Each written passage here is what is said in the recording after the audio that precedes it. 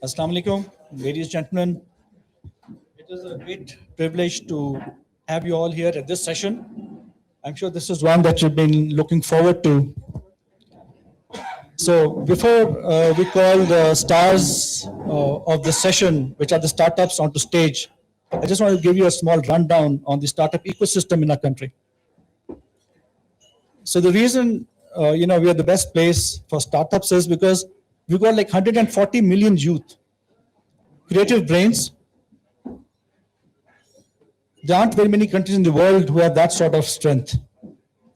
There's the other thing that's happening is the digital adoption that's coming around due to different things that are happening in the country. So that gives a great opportunity. The third thing is we ourselves, a country of 240 million people, are a great market, a great place to provide solutions. In fact, there's so many people, we have so many problems, which means the opportunity of creating so many solutions. So that itself is a great market. And then we can scale out globally, something that we have shown earlier. The likes of Cream, for example, Pakistani roots, moved out. Uber bought it for 3.1 billion. There is another example, bought by Alibaba, and there's so many more like that. And all this has happened because there has been consistent efforts by the government, by the academia, by other people within the society to bring them to that stage. The government, for example, runs incubation centers. Ignite itself has incubation centers in all major cities. Takes in boys and girls for a year, trains them. Then we have Punjab's Plan 9 plan. Then we have business incubation centers within universities. And now a lot of private organizations also coming in, building their own incubation centers. Add to that, the special technology zones that we have, the STPs managed by PSEB, and then the STZs, the special technology zones. All these add to a very vibrant ecosystem that we have in the country. And with this, add our resilience, something that we've been talking about, something that all of us live through every day. So that makes us one of the strongest, group of people to come up with solutions, and not only provide solutions for ourselves, but for the whole world. So with that, I'd like to now start off with calling the startups. But before I do that, let me also introduce you my team. Sir Khalid Banuri, sir. Farhan. Imran. Thank you. And then we also have a team back home that even now is working on the next round, which is the World Economic Forum at Jeddah in April. So we just launched off a competition for that. And this time around, we not only have startups from Pakistan, we'll also be having startups from other countries in the world. So that's going to be the international competition that the Pathfinder Group is going to be conducting in conjunction with the OIC Comstech. Imran, can you please come over? Assalamu alaikum, everyone. I'm Imran. I'm part of Pathfinder Citadel. Last year, we ran a startup challenge, Citadel Davos Startup Challenge, and we got something like 200 plus applications. And from those 200 applications, through a 3-stage pitching and final selection process, eventually we selected top 8 startups. And those 8 startups will be presenting their startups in front of you today. In no particular order, I'll be inviting these startups one by one. Each one of this is brilliant, amazing, investable, scalable startups. And all of you present here can be potentially their mentors, partners, advisors, and you never know, you can write a check as well. So I would like to invite our first startup. EdCasa is an edtech platform. They have the most viewed educational content in Pakistan. Probably their views are better than PSL views in Pakistan.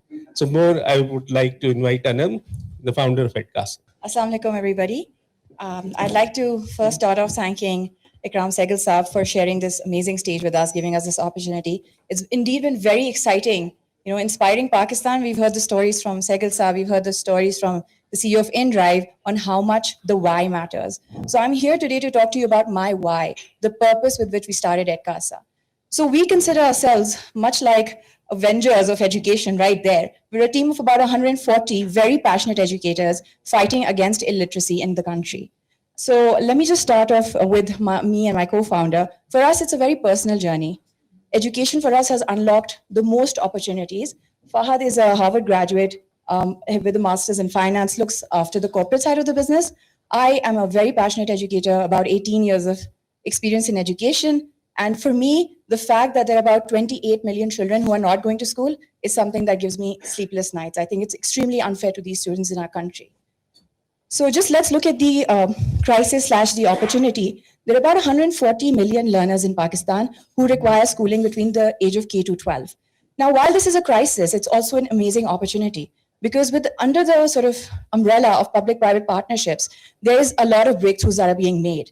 So let me just give you a little bit of a walkthrough through the problem.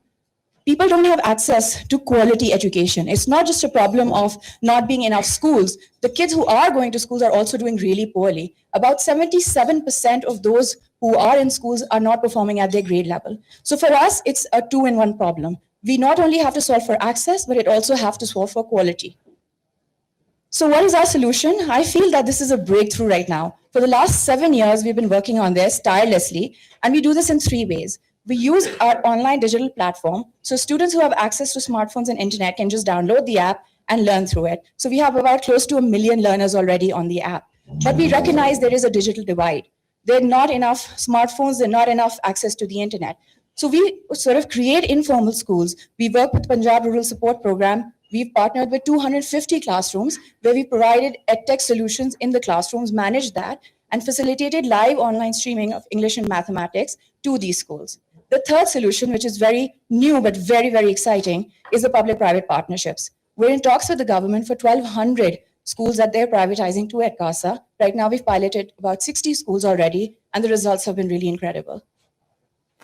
So yes, what have we done in the last 7 years? Apart from our passion and commitment, what we've done is we've got 3 billion views in our content, which is more than PSL, right? Thank you. But this is a testament of the youth's appetite to learn. When we started at CASA, this was pre-COVID. People said, nobody will learn in Pakistan without the stick. And I said, no, give them good content, they will learn. Humans are hardwired to learn. If you give them good content, they'll learn.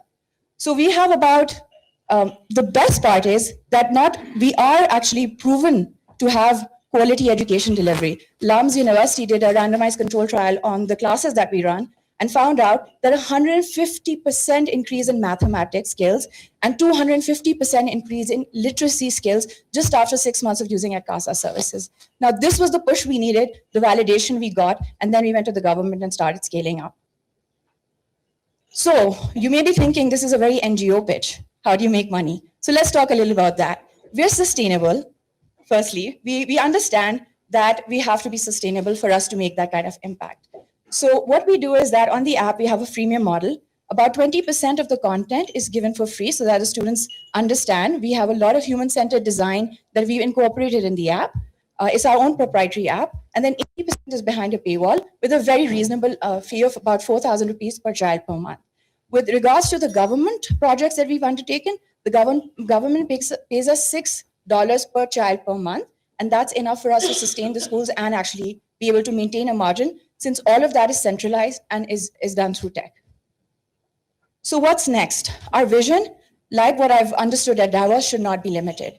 We have a product which is tested and proven in Pakistan, but the use cases are elsewhere as well in the world. When I look at the African market, when I look at the fact that the most number of internally displaced people ever in history is expected to happen in the next 2 years, who is going to be fulfilling the needs of these users? The refugee communities. It's extremely unfair on them. So I want to be in these places as well, serving these markets as well. So we aspire to have about 100 million learners in the next 10 years. So Pakistan is just the start, but it is built for the world. And what's very, very exciting, pushed me most to come to Davos, was the fact that it has to be the right solution at the right time and the right place. So I feel that this is the right solution. The time is also right under the umbrella of public-private partnership. And then the third thing, the right place, it is Davos. Because here we have access to capital, we have access to a scalable, proven model, and the time is now. So let's make a problem of lack of education something that we left in the past. And for now, focus on the fact that education is a right for all child and should be provided as such. Thank you. Not clear on your collaboration with the government schools. I mean, do you facilitate their own curriculum or do you introduce your material that you have? Thank you for that question. I also wanted to introduce CEO Farhan. So actually, all of the content is provided by the government. We use the textbook boards that the government has for that particular district. So we have 22 educational boards covered already. Yes. What about inclusion? How would you include people with disabilities in your life? Can I answer that? That's a really good question. So that's exactly why we're taking over the government schools, because they're not built for inclusion. But since we are able to manage these schools as well, we can design them for a future-ready system. So inclusion is a big part of it. The government is also very cognizant of inclusion and the requirements for it, but nobody's actually stepped up to execute on that. So we're good at execution. We've just turned around 50 schools in 6 months, and we have 1,200 in the pipeline, like Ahmed mentioned. So that's part of the journey that we're going to be building. That's exactly what we're doing. We're building the schools that will allow those people to attend school as well. Yeah. Are you doing anything with the Citizens Foundation? And I have a second question, Yeah. which is, are you doing anything to customize education to the individual using artificial intelligence in any way, or if it's in your future plans? Yes, great question. So I'm really good friends with Zia. He's also alums MBA. So we are the for-profit version of Citizen Foundation. What they've, mashallah, achieved in 1,400 or 2,000 schools in 30, 40 years, we've been able to do in about 2 years. So we move really fast at startup speed, and we're building it for sustainability, not for donor money. So that's how we're different. And whatever they don't want to take, we're happy to take and fix and optimize and generate revenue from it. So with regards to the AI, we heard this morning from Alina how it's very important to have AI fit the unit economics of the ground realities. So while we did a few pilots, we realized the cost wasn't optimized at this point. So what we're doing at this point is just using AI for our grades evaluation. And then within the app, the user journey is optimized through AI. But I feel there are many more use cases that over time will. Please. It's the content you said is given by the government. Yes. Do you actually look at it, enhance it, or do you actually just take it whatever? So yeah, you can answer. So I'm very passionate about this. So the written curriculum, I'm sorry if I'm too technical right now, the written curriculum is all from the government. The taught curriculum, which is a subset of it, is ours. So we've optimized it to increase user engagement. And then the tested curriculum, again, for the metric is all government. But for the little ones, it's ours, because we believe that we have to incorporate critical thinking skills. The government doesn't do that right now. So my question is, how much is the asking and on what valuation? And what's your last round? So that's a really good question, but I don't think we have the time. We don't want to hog that, but we can have a one-on-one conversation. We can look into the business model. How much you got? so When you're going to do the pitch, this should be the first thing. What do you want from us? Because there's no action to call to action. Yeah, that's a great question. So feedback, actually. Yeah. So my question is, how does your platform ensure data privacy, cybersecurity, and ethical use of the student information? So we're compliant through all the standardized compliances. I don't want to get into it because the time is limited in terms of data security and data privacy. As far as student data, we don't hold any data. So if we hold the data, then we would have to obviously ensure all those things. But no individualized data is held by us. There's a reason why, and there's a technical way to do that. We can always have a discussion on that. At a small point, where do you think it's not a big burden on the in the Pakistan in terms of the Pakistan situation, is economic situation, the parents can afford this cost of this platform? So it's a very good question. If you can't afford it, you can have it for free. Just watch 2 ads, just like YouTube. Oh. And there's like millions of YouTube viewers in Pakistan. So the next team is AI Team Force, and they're building a AI leads generation engine. Very good morning and assalamu alaikum to everyone.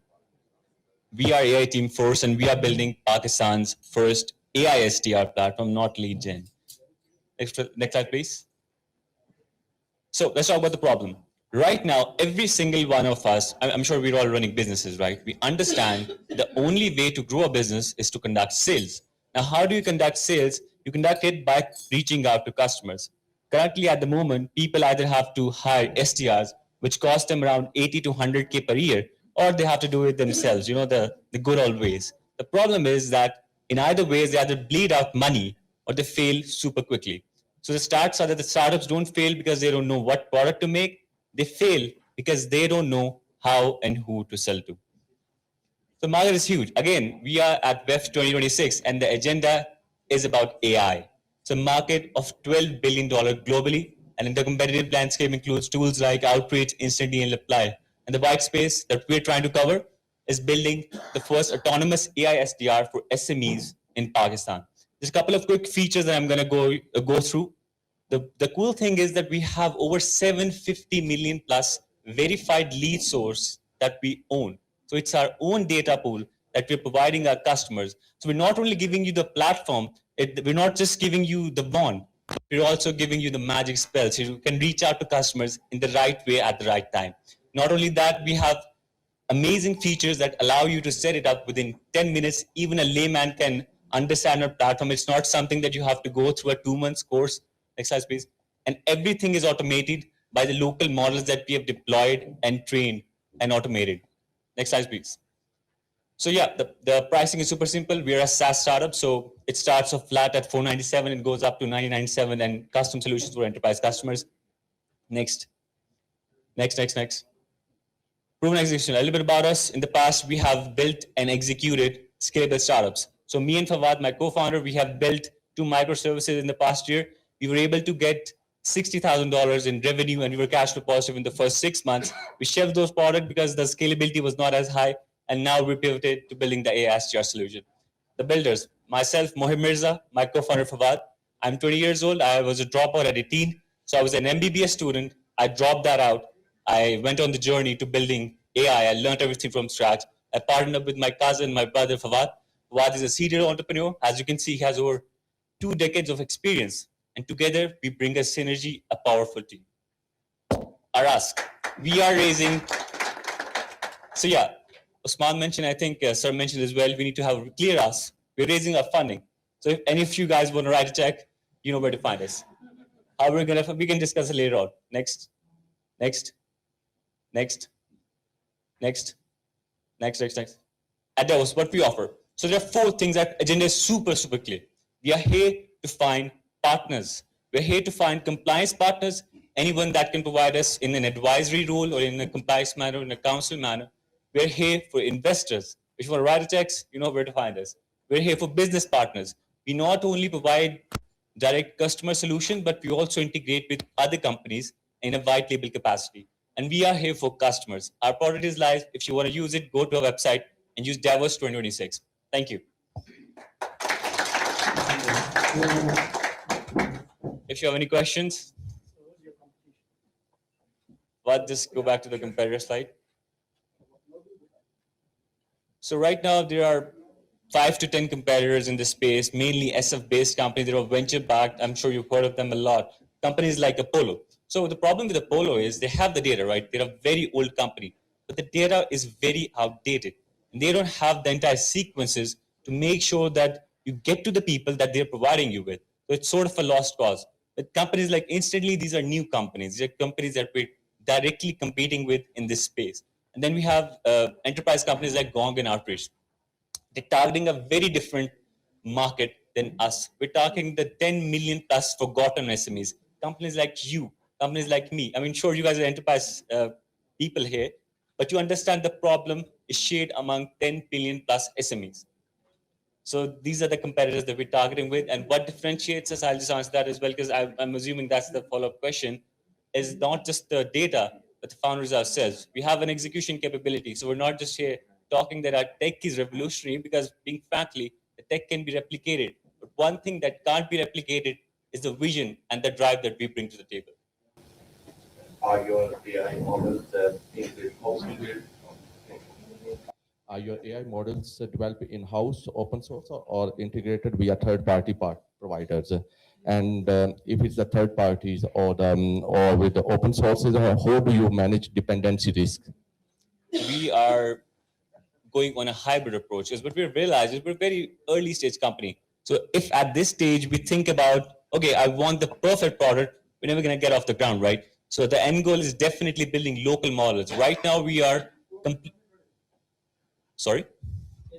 So right now we're depending on open source models in our own servers. So we have ownership of the data. Again, we are super clear about where the data comes from and where it goes. As for relying on third-party APIs, we don't do that. Because what we've realized is when working with European partners, that is a very big concern.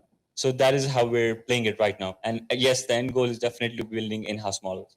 Who's your target customer? Our target customers are companies like ourselves, B2B companies, SaaS companies, agencies. If you're running any operation, you're making around $1 to $5 million or even under that, and you rely on cold outreach. This is for you. If you want, yeah, globally. How you ensure data quality, leads quality? So the data we have and we claim is verified by multiple sources that we're going to share as well. And we are under process to be completely compliant under the European standards and globally as well. But as of now, it is publicly data. You can verify it publicly as well. And the standards, the benchmarks are all in the deck. So we're adding to third startup. This is one of my favorite, and the list goes on and on. We have some amazing startups. The team Switch. Switch is a digital payments platform. Again, a globally scalable company. Good morning. My name is Shaon. I'm one of the co-founders of a platform called Switch. So I'm the co-founder of a platform called Switch, which happens to be a payments company that has went on to process over $600 million, in just a short span of time of 3 years since our inception. But before I talk more about numbers and what Switch is, let's delve into the macro problems that we have in a country like Pakistan. If you talk about problems of education, poverty, employment, these are fundamental core problems that we have in emerging markets like Pakistan, and we are very excited to be solving for them. But if you deep dive into the problems that I mentioned, you realize that most of the problems stem from the fact that you do not have enough economic uplift. And in order to drive economic uplift, you need to do what? You need to support the small businesses of your country, the SME sector. And what does a small business need? A small business needs access to finance, access to capital, money to grow their businesses. Unfortunately, in a country like Pakistan, ladies and gentlemen, the banks, financial institutions would not lend to these SMEs. Why? Because they're not sure if the SME will pay them back. They're not sure if the SME has the capacity, capability, or ability to pay the banks back or not. Because all the transactions happen via cash, unfortunately. So it's a major problem. Ladies and gentlemen, 5 million SMEs on one side and 250 million people on the other side of the spectrum, all trade using cash as medium of exchange. So we are very excited to be placing our solution for digital payments in between the SMEs and the consumers by providing digital payment solutions to democratize digital payments in Pakistan. And we're doing so by 2 solution sets that we have. First, we serve the offline merchants, as we call them. Physical retailers can be small mom and pop stores, go all the way up to the Walmarts or Tesco's of the country as well. And we do so by providing them one single interoperable QR that is connected to all the 36 banks and wallets of our country. With that, we also provide them a retail Android-powered retail application that has over 10,000 downloads. We are 4.9 rated and so on. Another part that we're very famous for in Pakistan, we have become Pakistan's favorite payment gateway. We serve merchants, businesses that do online selling. So it can be a big brand or can be a small brand. We are one of the few platforms that have integrated all the payment avenues: Visa, MasterCard, UnionPay, Rast, OneBill, wallets, all payment avenues available in a country like Pakistan. We have them all in a single window solution for the merchant, as a result of which we serve all the top tier merchants of our country. Not only our country, we serve some global merchants as well, merchants like Temu, merchants like Daraz, InDrive, Yango, and so on. In terms of how we are structured, we have a number of entities in Pakistan. 2 of the entities will be licensed entities in 2026 as well. With that, we have recently acquired a company in Canada that holds a money services business license. Now that will allow us to do cross-border payments and open the Pakistan corridor for remittances as well. We also have a company in UAE. We have operations live there. It's a profit as we speak. It has become a profitable venture under the Switch umbrella as well. And all of this falls under our holding company structure that is based out of Singapore. About our team, we have a fantastic, fabulous team I'm super proud of. And I can go on and on talking about why we're the best people to solve for the problems that we're solving for. But I think our, what we've built speaks volumes of our ability. With that, I leave it open for questions. I'll be around if anybody wants to discuss a possible collaboration with Switch. Thank you. Questions? Sure. What is your revenue margin now? So we do around $7 million in ARR. So that's roughly around $650,000 a month.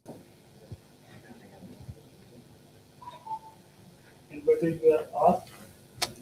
So we are determining the unit economics of this round size that will be opening, but will be north of $10 million or so. And which security modules are deployed for fraud detection? And how quickly can fraud be detected? Sure. So there's PCI DSS compliance that is followed by Visa, Master, Union Pay, and all the payment platforms globally. We have recently been awarded their compliance certificate as well. So it's a global compliance, and we get it after extensive audits. It costs you around $100,000 or so, and we are certified there. So all our audits are done for all the security protocols are all in place now. So how is it different from other fintech like the other companies? Oh, it's very different. There's a reason why we have been able to capture the market, and most of them have not, right? So most of the banks, most of the fintechs focused only on what the fancy stuff, that credit debit card, Visa, MasterCard. Jabke Visa, MasterCard's penetration is extremely low. The penetration that's extremely high in a country like Pakistan is on the basis of wallets. We have 100 million plus accounts of wallets in our country, right? So we are one of the first few people that integrate wallets and all other payment avenues in a single window solution. So that gave utility for the merchants and also for the consumers. All right, thank you. Good job, Team Switch. Best wishes. And from FinTech, we'll be moving to Health Tech. Our next startup is Eco. It's a health tech platform, and they build a device, and they're helping people with disabilities. Good morning, ladies and gentlemen, and thank you for giving us this opportunity, CITADEL and Pathfinder Group. So let's start. Every parent wants to hear their child say their first words, mom or dad. But for millions of parents with children with speech disorders, those first words are painfully delayed or may never come without help. Meet Noor, a curious 4-year-old who loves to play and explore, but he doesn't speak. His parents were told he needs regular speech therapy, but the nearest therapist is hours away, and each therapy session costs more than they can afford. It's not just about Noor's silence today, it's actually about a lifetime of missed opportunities. Sadly, this is the reality for millions of people around the world. Globally, over 170 million people suffer from speech-related disorders. The problem starts very early. Today, 1 out of 12 children worldwide are affected from speech delays. Conventional traditional speech therapy requires trained professionals, recurrent clinical visits, and higher cost. While digital tools exist, most fail to identify early-stage developmental delays or are too dependent on therapists. There's a massive accessibility gap. This is where Echo comes in, a game changer in early speech intervention. Echo is a portable device with a data-assisted platform, giving parents and therapists a solution that is low cost, has no side effects, and can be used at home, complementing professional care when needed. At the heart of Echo is a simple hardware and software. The device delivers controlled vibrational waves targeting oromotor pathways crucial for speech production, whereas our AI-backed data-assisted platform guides parents to optimize therapy. Since our prototyping, where we raised around $32,000 through grants, we received 7 IPs. We've partnered with 14 clinics in Pakistan and sold over 350 devices. We're onboarding 6 to 10 users every month. We're looking to target 900,000 users in the next 5 years. Our customers, next, are parents of children, healthcare providers, and individual therapists. We reach them through B2B partnerships, pathologists, directly through our platform and through distributors regionally. We have two revenue streams. One is through the one-time device purchase of the hardware, and we have a subscription model for our platform. So we're currently selling the Echo Portable for $200 with the mobile application provided free of charge, driving both affordability and long-term commitment. So we're looking to target about 900,000 users in the next 5 years. When we look at our go-to-market strategy, we have successfully completed phase 1. And now, once we receive our regulatory approvals globally, we will be going full scale and target the major regions of the world. When we look at the competitive landscape, we see two extremes. On one end, we have the cheap digital apps, which lack clinical depth. On the other, we have the highly priced alternative and augmentative communication devices, ranging from $4,000 to $16,000, making it inaccessible for an average person, at least in an emerging market. Echo delivers best of both worlds, clinical efficacy and affordability. We're looking to expand into the Middle East, Africa, and hopefully Europe in the next 5 years. And we're here to raise $500,000 for 10% equity in Echo. Most of it will be going towards the global regulatory approvals and the clinical trials. So this is a financial forecast. We hope to achieve break-even in the next 14 months, and we will be positive. Our team consists of people from the medical and the business side. Supporting us are advisors from the business and the clinical domain. Echo has won multiple awards, including the prestigious Microsoft Imagine Cup and Autumn Better World project. Today, we're here to find visionary partners and investors who share our vision to give children like Noor a chance to find their voice. Thank you very much. The device use AI models? We're basically using the therapy data and collecting it, and we send those results to the therapist who actually see if the therapy is going as per plan, or they make changes after every 2 weeks. So this is an individualized therapy plan, which is sent to the parent's app by the therapist. So it's a custom-made therapy plan. It's not automated then? No, it's not It's 100%. manual. Yes. Okay, thank you. Good presentation. Thank Really you. enjoyed it. A couple of questions. Who's the competition? Who's the competition in the market? And if there is one, what makes you different from your competition? And the other question is more around, I think my colleague asked earlier on to one of the other contenders, is how do you ensure security and privacy of data, especially young children that you're dealing with? That's a very important question. Okay, so we don't have any direct competitors because we're based on the neurocognitive transmission theory, which is something which is very recent, and we developed our device and our product according to that through research, and we have patented that. But we do have indirect competitors, like I mentioned, the digital applications on the phones that the parents usually use. And we have other AAC communication devices, which are usually put on the face of the patient, which helps articulate what they're trying to say and speak out loud. Other than that, we have our platform, and all our operations are in-house. So we have a special layer of cybersecurity put up on that to ensure the privacy of the patient data. Thank you. Thank you very much, Jacob. So our next startup is Adversity. It's an edtech platform, again, doing amazing things in education sector in Pakistan and Saudi Arabia. Adversity. Thank you. Assalamu alaikum and a very hello to everyone. Welcome to Adversity. We are bringing the next 1 billion people in tech. Developers, and developers. Everyone is talking about artificial intelligence, blockchain, Web 3.0 and whatnot. But no one knows how they will get the software engineers and the talent to develop these tasks. Because as per the Forbes, there's a current shortfall of 4 million software engineers only in the US market. The Entrepreneur magazine states that the developer shortage crisis could devastate the entire tech workforce, and the world has no solution to this. And on the other side, this traditional education is not preparing the graduates for today's needs. So degrees are not producing employable talent. So meet Mr. Mahmood, who is a graduate of a Pakistan university earning $300, and our student, Tayyab, who has just completed his software development program at university, and he's earning $2,500 a month. So this is a problem with about 120 million young minds in Pakistan and Middle East, that they are unable to find jobs, mainly due to the lack of skills, because the skills that are taught in our educational institutions are either obsolete or are very expensive together. So adversity turns learners into job-ready tech talent faster with the top 1% of the industry experts.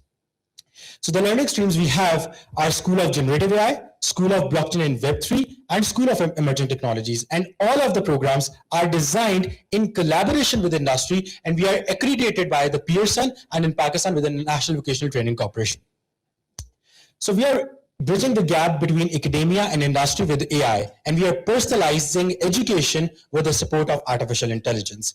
So a competitive advantage over our competitors, including Coursera, Udemy, and multiple other education platforms, we provide localized content. So in Pakistan, we are doing all the content in Urdu language, and in Saudi Arabia, we are doing in Arabic language, which gives 95% faster and efficient learning. Then we are not selling courses or education. We are delivering career-driven objective, right? So we are doing personalized mentorship because we believe that one size does not fit at all. And we also provide placement opportunities with 250 companies sitting inside our student portal, where are offering jobs and internships to our students. So far we have trained 12,500 students, and these are some of the companies who are in our placement partners, like including Ericsson, Turing, Microsoft, Kareem, Unilever, Fortinet. We have generated $186,000 in the financials. We have trained 4,800 women professionals, and our course completion rate is 82%, which is higher than most of the educational institutions in Pakistan. We are recognized on multiple platforms, and we have received the Prime Minister's #1 e-learning platform of Pakistan award. And in addition to this, we have received the Commonwealth Excellency Award, and I got the chance to pitch adversity to Bill Gates in our Saudi office. So our business model includes master classes, specialized streams for our 3 to 6 month specialized programs, and we also deliver B2B partner programs where we do upskilling and reskilling for corporates, and we have already done the upskilling and reskilling for banks and financial institutions like UBL. These are some of the featured clients and customers. We work with Saudi Level Bank. We work with the Garage. So Garage Academy is powered by Adversity, and we have a lot of other partners, including the Pakistani government and Saudi government.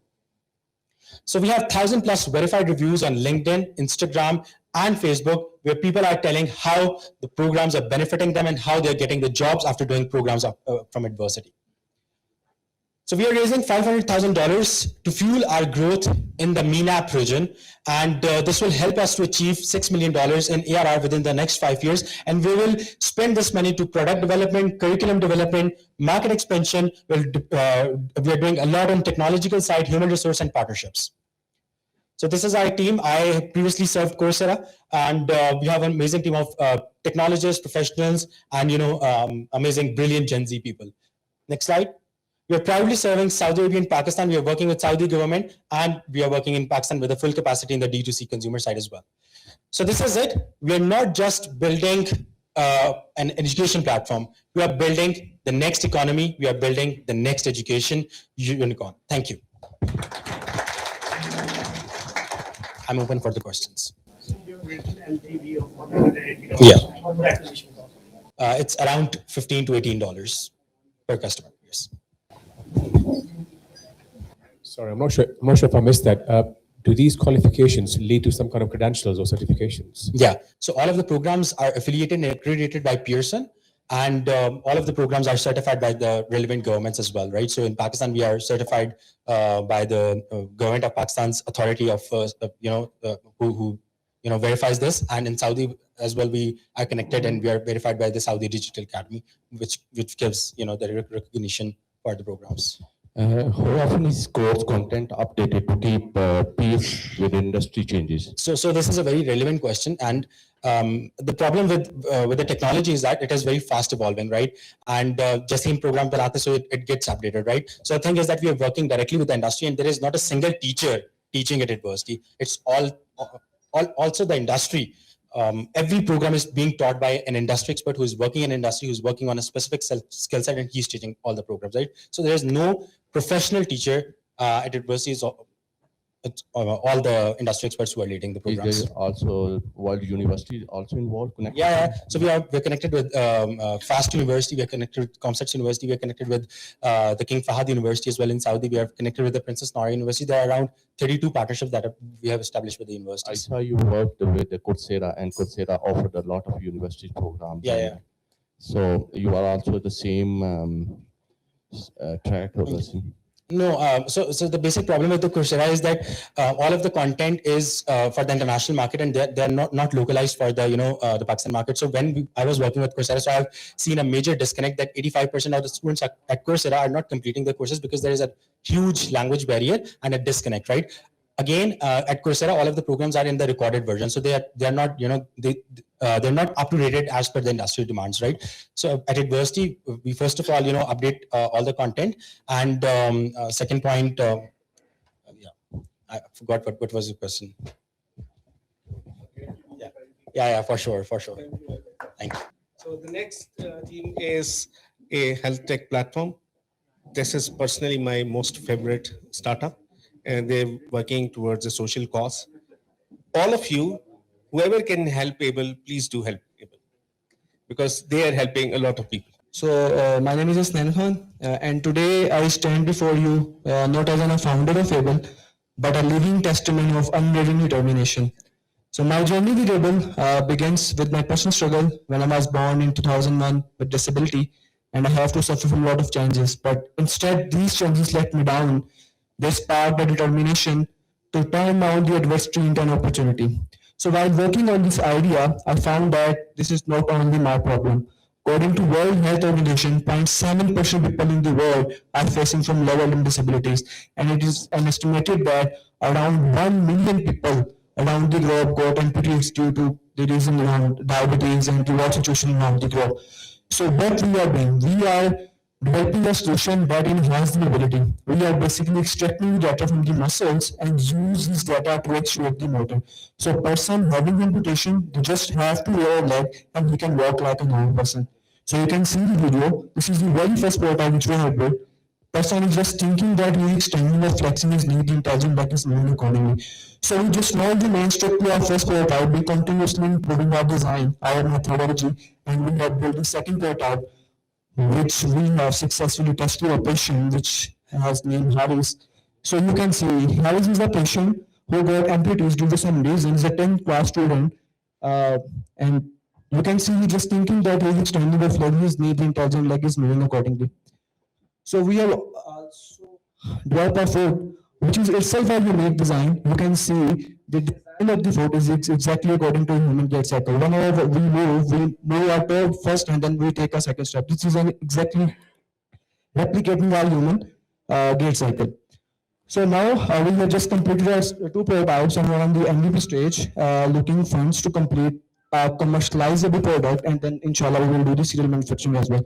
So if we talk about business, lower limb prosthetic market represents 0.176% of the total global prosthetic market, which is a very huge number. For now, we are targeting hospitals, rehab centers, and we are trying to make our product in such a way that there is some export potential as well. We just won the national championship award by Ignite.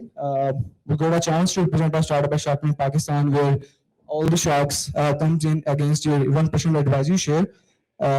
And we represent the startup at Jitex, and where we got incubated at Man Social Incubator Program, and where we got eligible for the funding of 2 lakh dirhams. So if we talk about competitors, in Pakistan, there is only one startup named Bionics who is working for above limbs. We are the only one in Pakistan working for active intelligent lower limb. Ozers and Autobook are the main big giant in this industry, but their prosthetics are very costly, around about $100,000. We are here to collaborate, like research collaboration, to develop a commercializable product so that it can benefit to get some certification. We are looking for grants and then investment as well. So Able perfectly aligned with the United Nations Sustainable Development Goal 3, 8, 9, 10 are perfectly aligned with our vision and mission.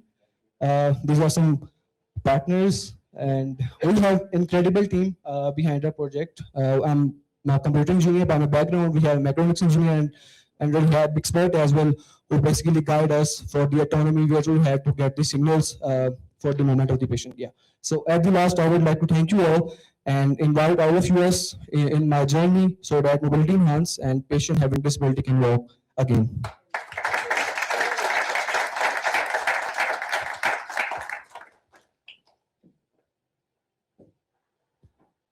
I'm open for question as well. But maybe I missed it. What was the ask for? How much money? So we are looking for $50,000 against 7% of the equity. To build the. Yeah. There was a question. What kind of nerve capabilities do patients have to have in order for your solution to work, and what is it costing for patients to install? So for now we are dealing with amputees, person having amputation. So if a person got amputation but their muscles are active, so we are actually capturing that muscles in the form of signals and use that signal to actuate the motors. So a person having any kind of amputation can wear our prosthetics. We are targeting to make as much low cost as possible. So for now, around about $15,000, you can say. And our next startup now is our corporate venture, and it's My Medibot. It's part of Pathfinder Group. Our colleague from US was supposed to fly in to present it.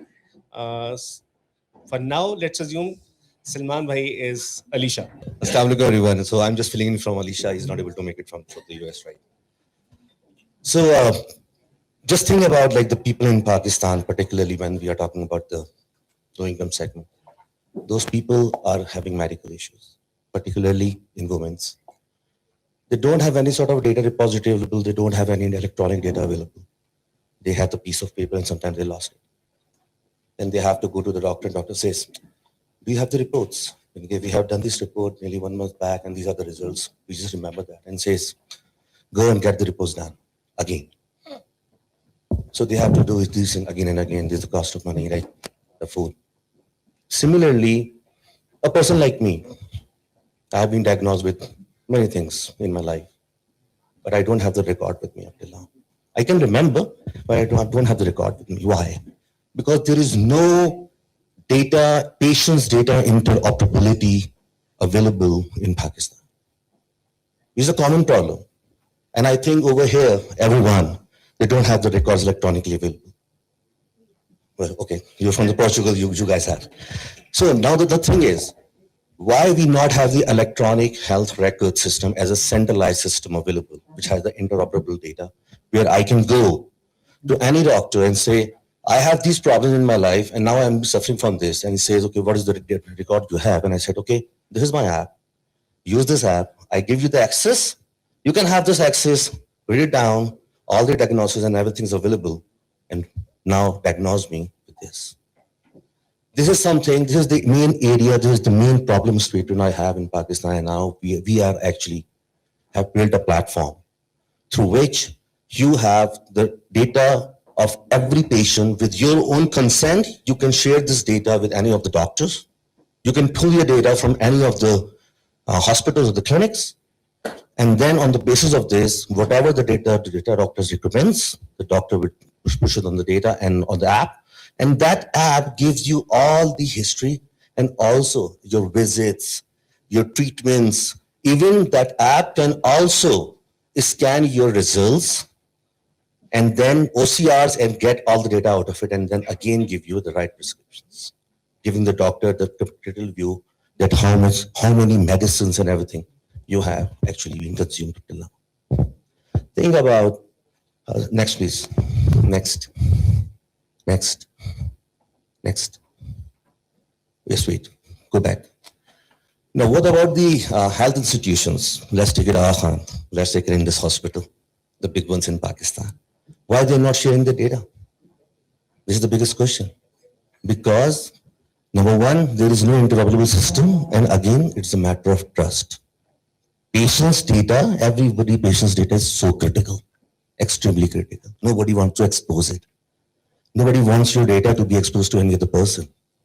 So the system must be that much capable, must be that much secure, must be certified on security standards. So let me just tell you that our platform, but before that, most of like we are talking about the big institutions, but what about the less institutions who has like small clinics and hospitals? They don't have the electronic systems available. They don't have the right technological solutions available.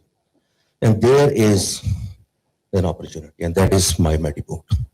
So My Mediport, next one please.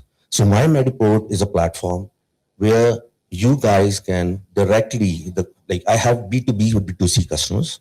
All the institutions, the medical institutions, the hospitals, everyone, they can sign up. They integrate on different standards. Our switch is so much capable that we can integrate with any of the standards of the data which they actually push to my system. I can ingest it. And then on the user level, my user can give you a login and then log in. And from that institution is even treated and the data is present in the institution, they can put it on their own profile.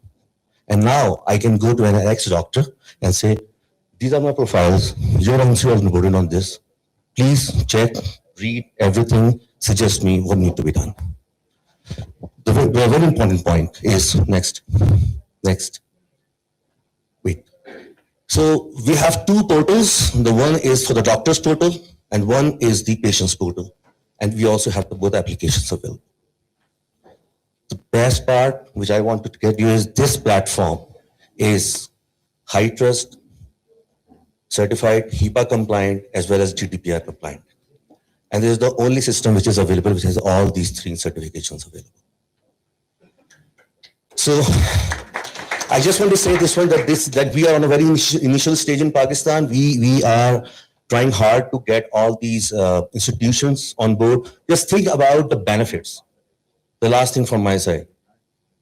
For the patients, yes, they don't need to do tests again and again. What about the insurance companies? For the premiums, they have all electronic data available and we can push them. They can say, okay, these are the histories. He's already been secured with this, so his claim is not valid. Think about doctors. The doctors can have no physical records. They don't need more staff. They are having an AI built on it. They can also suggest directly that by having this data and these symptoms, he's actually been diagnosed with these sort of problems. And then they can have a limited set to test and to diagnose.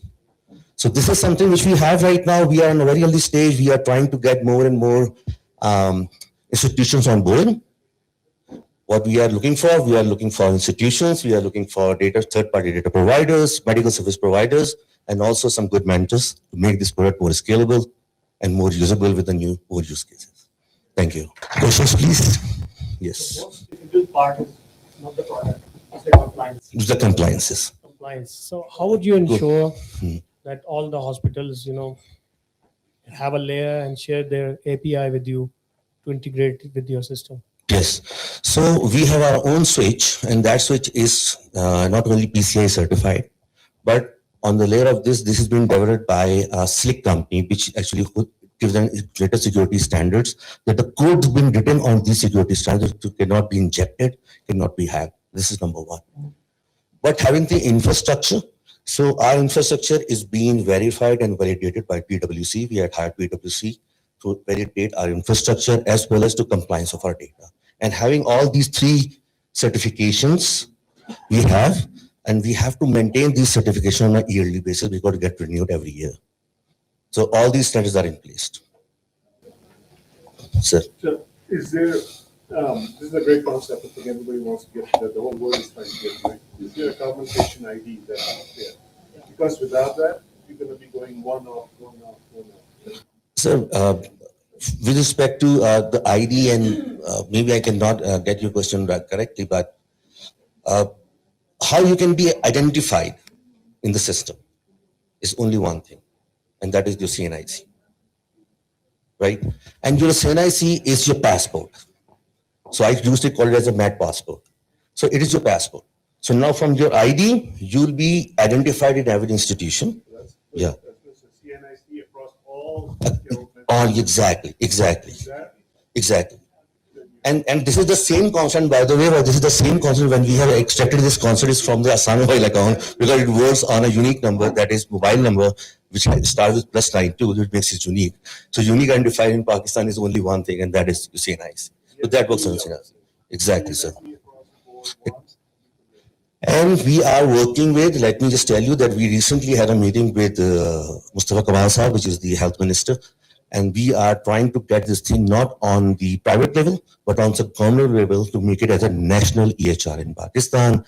I'm looking for people who can mentor me. I'm looking for financial institutions and third-party institutions to collaborate, share data, and let's make more progress. Thank you very much, Salman. Ladies and gentlemen, last pitch of today.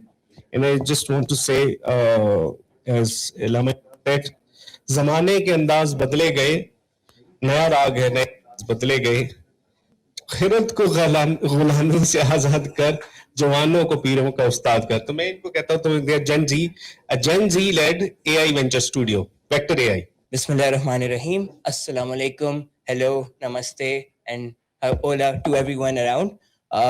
This is Mazari Nadeem alongside my brother Aman. Brother not by blood, but by soul and by business. So we believe AI transformation is broken. What that means is it is a threefold problem. When you're hiring in-house, let's say you're a telco, you're a VAS, you're a bank, or potentially any enterprise. When you're hiring, it takes time. When you're hiring, it costs money. When you're hiring, you need to invest in infrastructure. And all of that comes with a 76% proven failure. When you're talking about consultancies, we're talking about slide decks. Please ignore ours. We had to do it for the sake of the pitch, but you're talking about slide decks that take 6 months to mature. You're talking about charging millions or hundreds of thousands of dollars for pilots and projects. You're talking about, and you're still talking about failure, by the way, because 74% of these things end up failing. Of course, without velocity. Last thing, when you're talking about hiring dev shops, they use the 2010 approach of software development because they're not AI native, they're not AI aware. That's where your existing teams are focused on today's fires and not worried about tomorrow's transformation. Next slide, please. What you guys need, what enterprises need is something very simple. AI native builders, because you don't have to win today, you have to win for the next 10 years. You want subscription-based teams, value-driven outcomes, features, tangible outcomes. And of course, you want people with first principles thinking, not with institutional baggage. That's where Vector AI comes in. Next slide, please. We are a Gen Z energy with startup speed, if I was to explain in a single line. But we're a venture studio, AI aware, AI native, and AI focused, enabling your shift from AI absent to AI native. We have 4 wings in our company: AI research and development, where we build proprietary AI solutions, and I will share more about them in later slides. We work on full stack AI development. What that means is we build API first AI native platforms and we sell them over subscription fees, just like NA10, ChatGPT, anything that you pay $20 for per month. Voice AI automations, we replace entire call centers. I'm sorry, we've replaced a lot of jobs. We're not proud of that, but we're building a lot of jobs as well along we go. Multi-agent orchestrations, we are replacing a lot of business workflows to optimize for outcomes. Next slide, please. How we work, you subscribe to outcomes, not to hours. We're AI aware and our team ships enterprise features at a fraction of traditional cost and time. What I don't mean we're cheap, I mean we just have quicker delivery in terms of getting something live. So we work on alignment. First of all, we co-own success with you or the failure. I hope not. We do cross services, we build your models, and then we support, deploy, and sustain them and improve them. We're quick to market. Your POCs come out not in months, in weeks. And we co-own and sustain whatever you do, like I mentioned before. Now I'm going to prove the work at scale, servicing millions of people around the world. Next slide, please. Number 1, Trillet AI, a partnership project, a voice AI orchestration platform based out of Melbourne, servicing not just Melbourne. We are powering the largest legal hotline in Australia, the second largest legal hotline in the UK, Stokes Family Law, the name of the hotline, and the biggest telco service provider of the US that I cannot name for confidentiality purposes. We take their calls. Their customer calls are done by AI. by our AI. Next slide, please. They already have 1,200 builders on Trillet, 1,500 actually. Unfortunately, I couldn't update the slide. 20 enterprises are onboarded, one of them being the telco that I mentioned. We have done over 2.5 million minutes of calls all across the world. Not in Pakistan, I have a separate answer for that. And we have blocked 268,000 scam calls coming into our client systems all across the world. Next slide. Now, that was all English. Amazing, looks cool. You're taking calls, it says hello, how may I help you? But what if you want to say, Assalamu alaikum, mera naam Maaz hai, main aapki kaise madad kar sakta hu? I just said the same thing in Urdu. So we're also in a partnership with Planet Beyond, where we're building AI sovereign models for the next 250 million people that matter of our own country. When I talk about that, I don't talk about foreign dependencies. When I talk about that, I talk about complete data sovereignty with data not leaving your own organization, let alone the country. And for that, we've built nation-first technology. We've built an Urdu LLM, we've built an Urdu text-to-speech, we've built Urdu native RAG models that answer questions from your databases, and all of that comes with compliant deployments. Let me prove to you how. Our first service is live with Jazz, owned by the Vion Group. Jazz has a very interesting brand called Rocks, focused towards the Gen Z, that serves 8 million active user base, according to their numbers, which is a multilingual assistant. You speak in Urdu, you get the answer in Urdu. Sounds very easy, but we're talking about app navigation. You want to go through the app, you want to figure out where to do what in the app, you want to subscribe to things, you want to subscribe to packages, you just speak into it, and it will help you do that. So it's a navigator, not just an assistant. Next slide, please.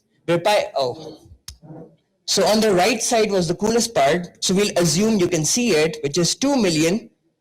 We're piloting to serve 2 million active farmers in Pakistan, dialing a hotline on their phone, without internet, without anything else, speaking to an AI agent about mandi rates, about rates of different things that you can buy from the mandi every single day, getting advisory on should I invest or should I, harvest this crop today? Based if I'm in Sargodha and if it's hot for the next 10 days, what should I do? If I see pests, what pesticide should I use? Because maybe I'm deploying wheat.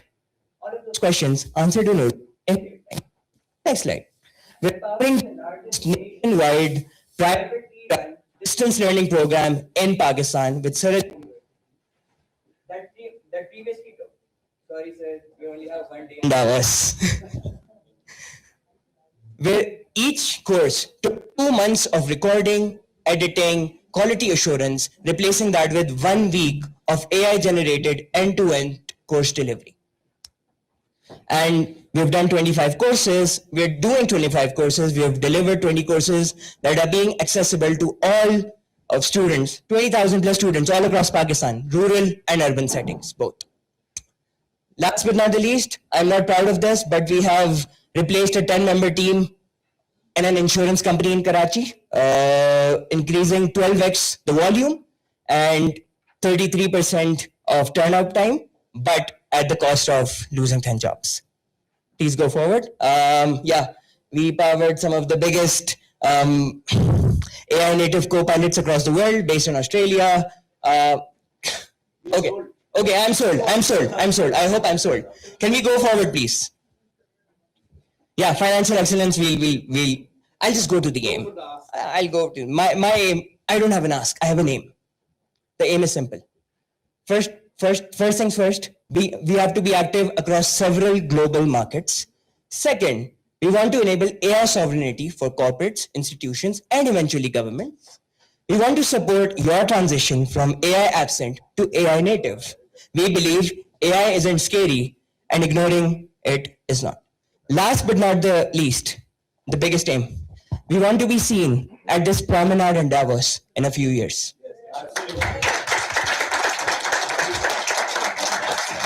That's great. So we're here to build. If you have any questions, we just got a newsletter out. It's a fake newsletter which talks about what we've done. We'd love to share it with you. Thank you. Ladies and gentlemen, I'm sure you've had a very nice time listening to these startups. Now, can you tell me, like 4 takeaways from these pitches. Please, it's open. Anything glaring that you saw? All right, I'll help you. Number 1, please, Bilal, go ahead. I was going to say the quality of talent coming out of Pakistan and the quality, like it shows the rigor to which the process that you guys went them to bring them here. It's very exciting to see the diversity and impact that you guys are doing. Thank you. Very hard work. Thank you. Anyone else? I think that all startups did a fantastic job, and we did think all of them here because we see our neighbor countries represented a lot of startups here, and I think the Pathfinder who did a great job and got here and showcased us how we have a very good talent in our hands. So in Switzerland, we have a Pakistan professional. We are all here with our bodies, and our group holds 140 individuals, and all of them are highly qualified PhD, doctors, masters from in every sector of the world, or you can say in every sector they're involved in, and they're giving their services.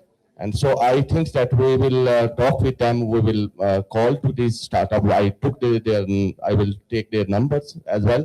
So we will make a session with them, and we will try our best to bring the investment for them, to bring them what we can do, like in our capacity. So I say thank you so much, and guys, we're proud of you. Thank you. Thank you. So it was impact 1. Number 2 is global ambition. That's what I like most. It's not just about focusing on local solutions or business. It's about going global, and that's what we have to do. A country of 250 million people, we have to play a role on this planet.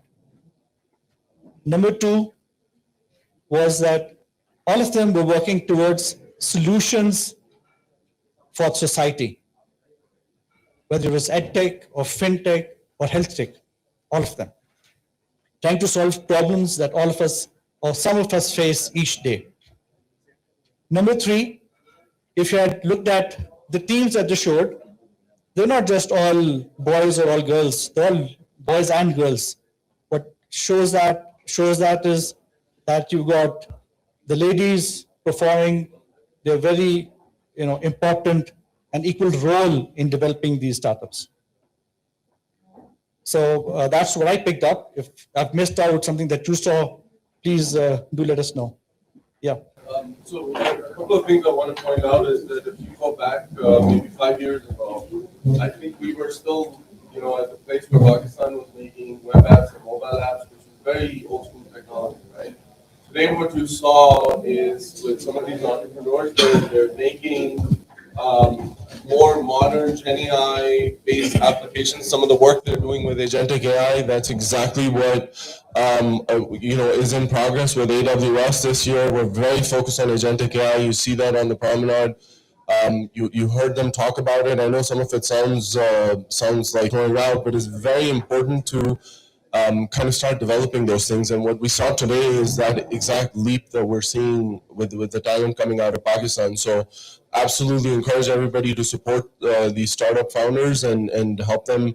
And then I think one thing I would offer is, especially with investors in the audience, maybe we can standardize a couple of slides for them to just have their customer acquisition cost, LTVs, and things like that to be a little bit more standardized, so that your eyes go to the same spot every time, and maybe make that easier for the investors. So, because it's like dating, you want to get a quick no quickly, right? So a little bit of feedback for the founders as well. And then, just totally impressed with what the work they've done and where we're going. Yeah. So thank you very much. A great applause for the startup space.